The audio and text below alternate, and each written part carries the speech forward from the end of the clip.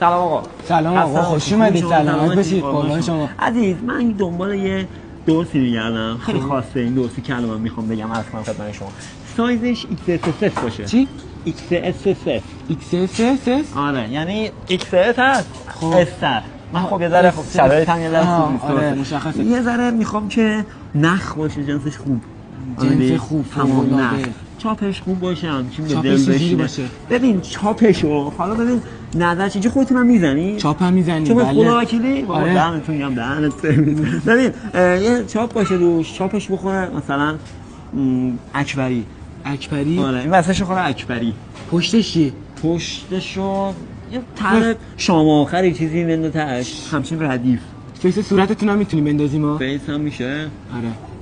فیس بنده. خب اگه اینجوری فیس. فیستون بندازیم. چقدر خفن شد، چقدر بهش میاد. این من میخوام لباس، این چرا مبارکش باشه. شلوار کارگو برداشته تو این کوالیتی، تو این قد و قواره، 390,000 تومان. تیشرت برداشته، کارو ببین پشت رو گلدوزی شده، 290,000 تومان. پشتش هم گلدوزی داره. تو درست می‌خواستی چی؟ من خواستم خودم خرید کنم. این چرا خرید کرد؟